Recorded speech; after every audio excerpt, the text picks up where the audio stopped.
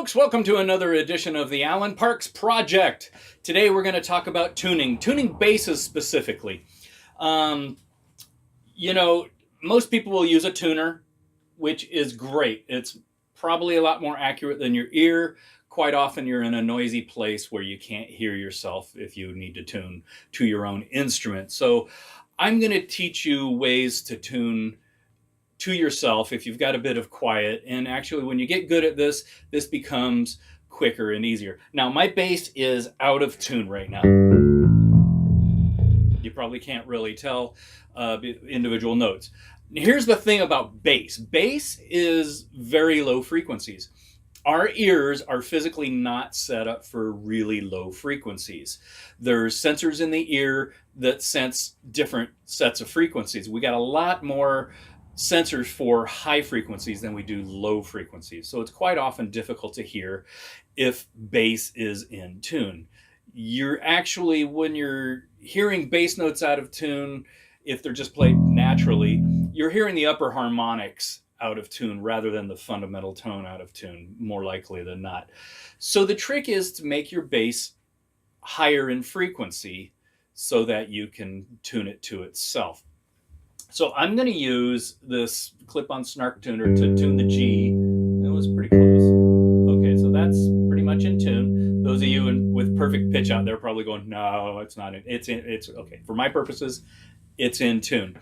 So there's different ways to get to tuning to yourself. You can play your open G and then your G on the 5th fret of the D string. You hear that? Wah, wah, wah, wah, wah. They call that a beat. That is an indicator that it's out of tune. So you can tune up like that, but the thing is, you do that and then you have to reach down with your hand and oops, wrong way. So it's hard to do that. And you want to reach over like that? That doesn't really work very well. So you might want to try tuning by harmonics. If you're not familiar with harmonics, it's just a weird trick of physics. When you pluck a string, the whole string vibrates. But if you touch it right at the 12th fret, and just touch it, don't push it down, just touch it and pluck, you're going to get an octave higher. What it is on either side of that spot. And the funny thing is, you can take your finger off of it and it still rings.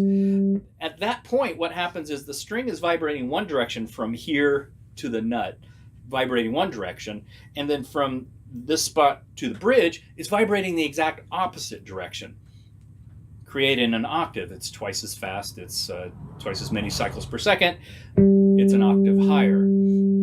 That's easier for our ears to hear, isn't it? So the funny thing is if you divide that length in half again, right there at the 5th fret, you have 2 octaves higher. That's pretty groovy, isn't it?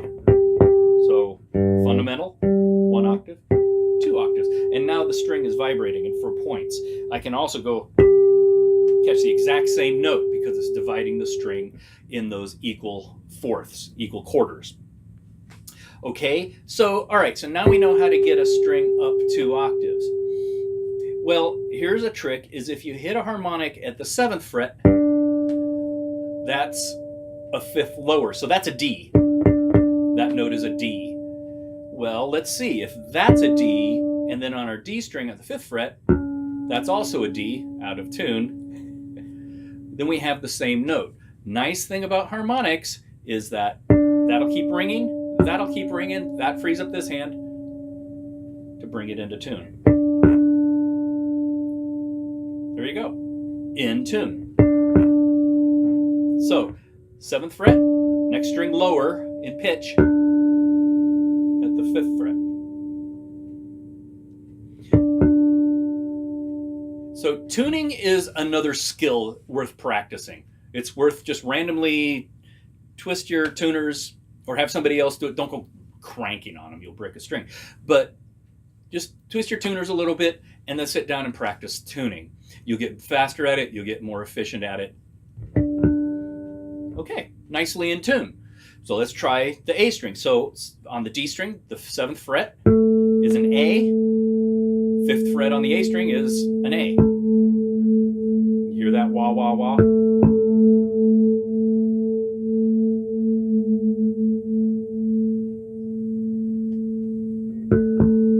Now you may have noticed something that I did just there. As I was tuning my string, I went a little too far and went sharp. So I went sharp. But I didn't just tune it down to that A. What I did is I went below and made that A string flat and then tuned up to my reference pitch. Okay? The reason I did that is because if you're sharp and you tune flatter, you're probably loosening the string up on the tuning peg. If you come from underneath it, it'll tighten that string up on the peg and make it more secure, and it's less likely to slip and go back out of tune as you're playing. All right, so let's continue on. 7th fret on the A string, 5th fret on the E string. With a biker going on outside. Whoops, E string. So you go flat, pull it up in. Another good reason to go flat and then tune up into it is sometimes it's hard to tell, especially when you're new at it. Am I sharp or am I flat? Am I going the right direction? Well, when you start, just twist it flat, and then you know. You know you're flat, and you got to come up into it. It just, you have a 50% probability of getting it right. This way, you know it's going to be flat and bring it up right. So, good there, good there, good there. Oops. A little weird. And then the B string.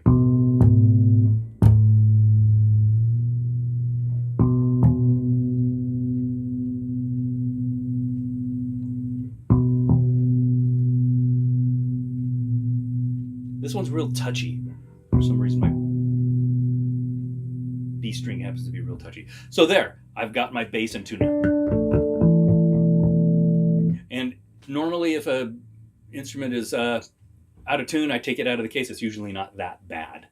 So it's just a quick run across, adjust a little here and there, boom, ready to go.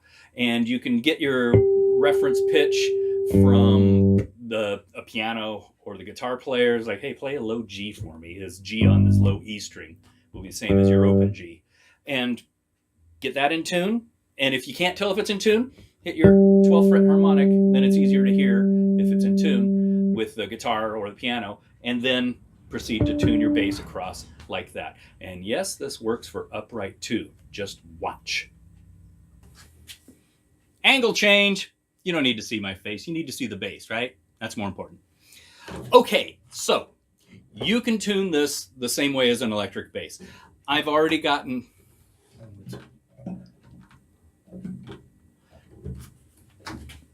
Angle change. You don't need to see my face. You know what that looks like. You need to see what I'm doing down here. So you can tune these the same way you tune an electric bass. I already got a G as a reference pitch from the electric bass, so the G I know is in tune.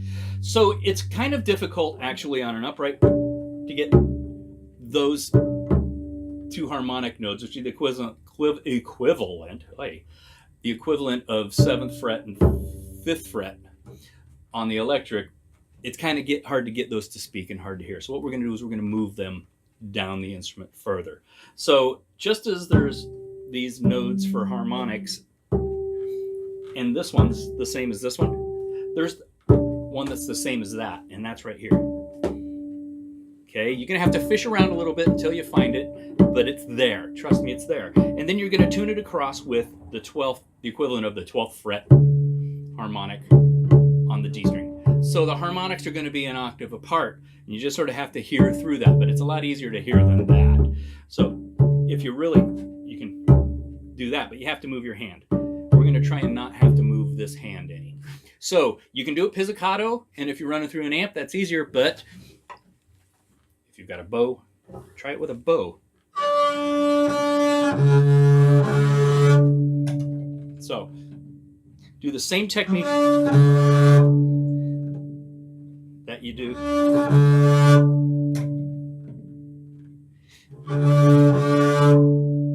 Pretty much in tune.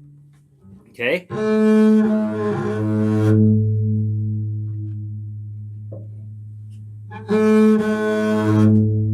And if you're running through an amplifier, obviously, this is a little easier to hear.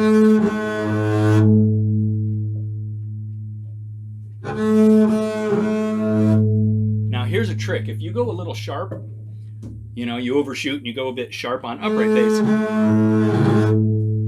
Here's a little trick, is sometimes if it's just enough, since we don't have fine tuners like violins and cellos do, a trick to go just a little bit flat, if you're a little sharp, is just give your string a little tug.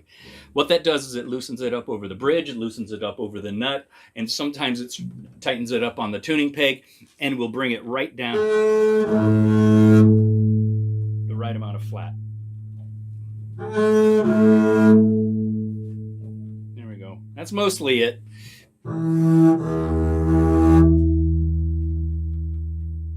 Once again, I'm going flat and pulling up into it. Even more important on an upright bass.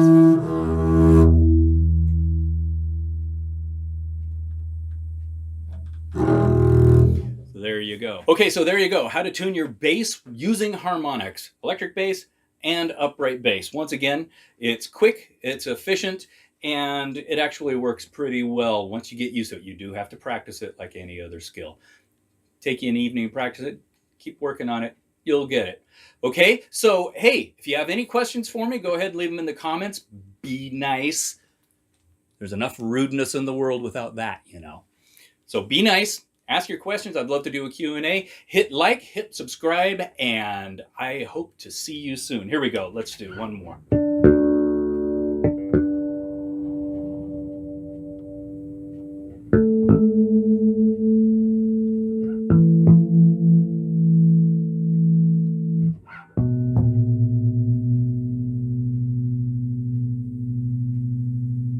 There we go, in tune.